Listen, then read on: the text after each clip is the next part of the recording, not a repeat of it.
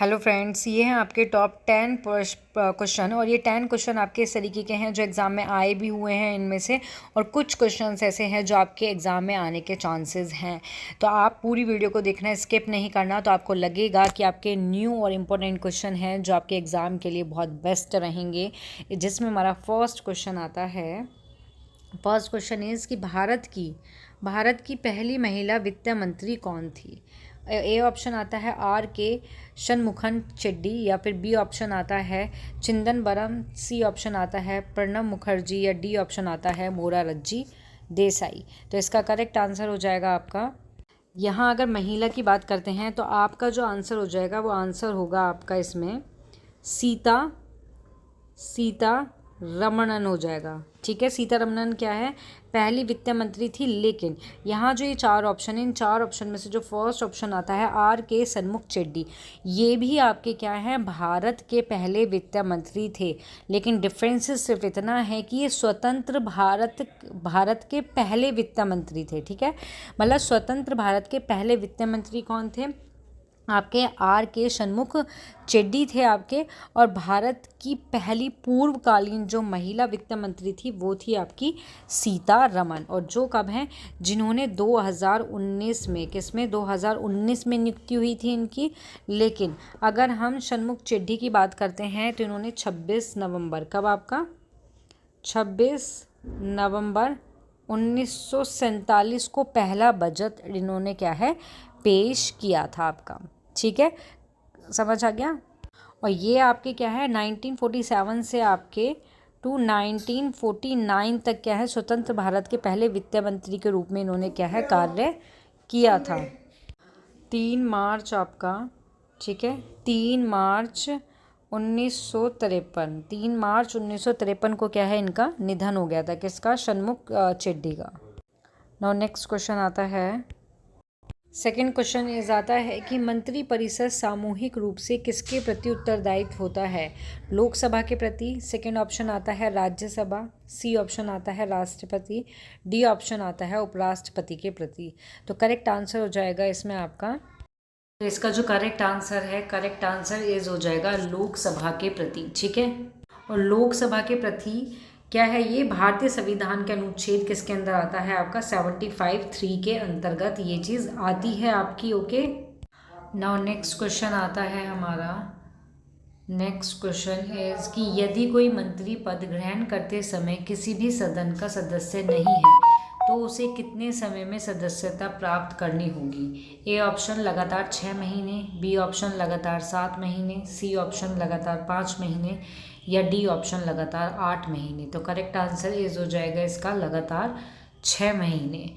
Next question is आता है कि संसदीय शासन प्रणाली में वास्तविक कार्य प्रणाली शक्ति किसके पास होती है? ए ऑप्शन प्रधानमंत्री, बी ऑप्शन मंत्री परिषद, सी ऑप्शन राष्ट्रपति, या D option A B C इन सभी के। तो इसका करेक्ट आंसर होगा आपका, तो इसका जो करेक्ट आंसर है, करेक्ट आंसर इज हो जाएगा डी ऑप्शन। मीन्स आपका ए और बी दोनों, मीन्स जो प्रधानमंत्री होता है और मंत्री परिषद होता है वो संसदीय शासन प्रणाली में वास्तविक कार्य प्रणाली शक्ति इन दोनों के क्या है, पास में होती है। ठीक है, क्योंकि इसमें जो प्रधानमंत्री है, प्रधानमंत्री क्या होता है आपका, जो वास्तविक कार्य प्रणाली के प्रमुख होते हैं ये, और मंत्री परिषद के क्या होते हैं, ये अध्यक्ष होते हैं आपके। ठीक है, और आपका अगर यहाँ बात करते हैं मंत्री परिषद की, अगर यहाँ बात की जाती है मंत्री परिषद की, तो मंत्री परिषद में क्या होता है कि ये सामूहिक रूप से कार्य प्रणाली की शक्ति का प्रयोग करती है और निर्वाचित विधायकी के प्रति उत्तरदायित्व भी होती है, क्या, मंत्री परिषद आपके। तो करेक्ट आंसर इज इसमें हो जाएगा आपका सी ऑप्शन नहीं है यहाँ पे, करेक्ट आंसर हो जाएगा ए और बी, मीन्स आपका प्रधानमंत्री और मंत्री परिषद पास में होते हैं। नेक्स्ट क्वेश्चन इज़ कि वर्तमान में भारत में कितने केंद्रीय मंत्रालय हैं? ऑप्शन ए आता है हमारा 54, ऑप्शन बी आता है 70, ऑप्शन सी आता है 71, और ऑप्शन डी इज 62।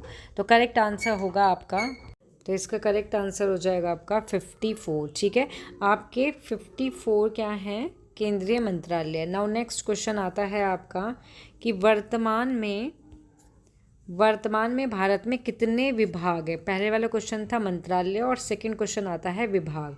तो 93, 90, 92 या फिर 91। तो करेक्ट आंसर इज हो जाएगा इसका 93।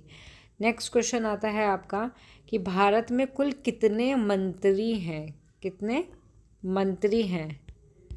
करेक्ट आंसर इज इसका हो जाएगा 71। नाउ नेक्स्ट क्वेश्चन आता है, नेक्स्ट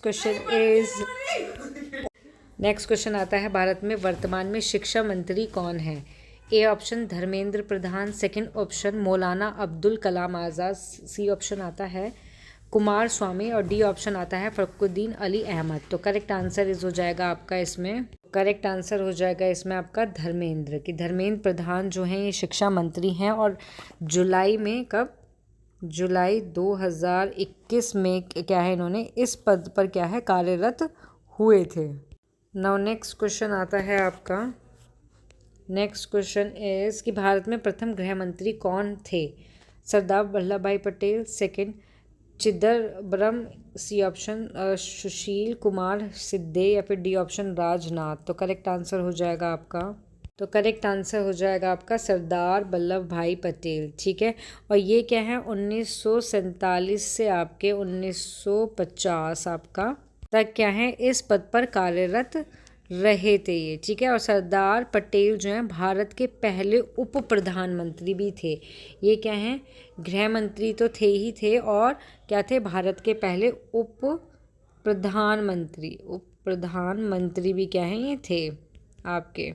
ठीक है, और इनको जो आपके सरदार वल्लभ भाई पटेल हैं इनको भारत का लौह पुरुष भी कहा जाता है। क्या कहा जाता है? लौह पुरुष। किसका? भारत का। अब क्यों कहा जाता है, एक नंबर में क्वेश्चन आ जाता है कि भारत का लौह पुरुष किसको कहा जाता है, तो वो कहा जाता है आपका सरदार वल्लभ भाई पटेल को। कहा क्यों जाता है, रीज़न क्या है इसका? क्योंकि उन्हें भारत की 565 से अधिक जो रियासतें थी उसको भारतीय संघ में एकीकृत करने के लिए इनको क्या कहा गया? भारत का लौह पुरुष कहा गया था। ठीक है, ओके, तो यहाँ आपके जो 10 क्वेश्चन हैं, 10 क्वेश्चन है वो समाप्त होते हैं।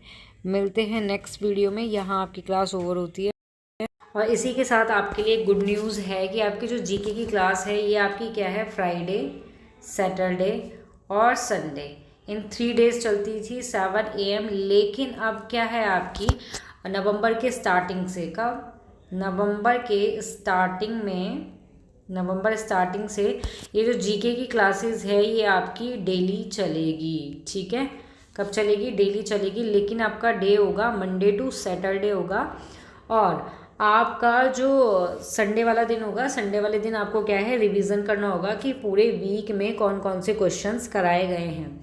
जीके के साथ साथ क्या है आपकी सीडीपी की क्लासेस, किसकी? नवंबर स्टार्टिंग में सीडीपी की क्लासेस चलेगी।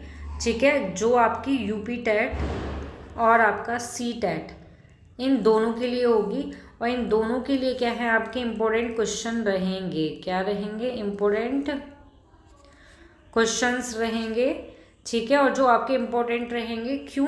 क्योंकि जो आपका सी टेट का नोटिफिकेशन तो अभी आया नहीं है। बहुत सारे बच्चे टेंशन में है, कंफ्यूज भी है कि भैया आएगा भी या नहीं आएगा आपका दिसंबर में अगर नहीं भी आता है तो ये मान लो आपका जनवरी 2026 में तो आपका एग्ज़ाम होना ही होना है। जनवरी में नहीं होगा तो जनवरी फरवरी तो करा के ही रहेगी जो ये सरकार है आपकी। ठीक है, और आपका जो यूपी टेट आता है उसकी डेट का आपको पता ही है कि आपकी जो डेट है वो 28 क्या है 28 जैन और आपका 29 जैन जो है ये रहेगी और ये चेंज बिल्कुल भी नहीं होने वाली है। तो अपनी पढ़ाई को कंटिन्यू करते रहें।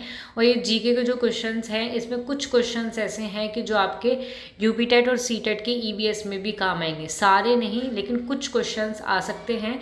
इसी के साथ साथ यूपी टेट और सी टेट के साथ अगर आप किसी और गवर्नमेंट जॉब की अगर तैयारी कर रहे हैं तो उसके लिए आपके लिए फ़ायदेमंद रहेंगे ये क्वेश्चन। ठीक है, तो यहाँ आपकी क्लास ओवर होती है। जिसको भी क्लास पसंद आए वो इसको लाइक शेयर सब्सक्राइब करना ना भूले। Thank you.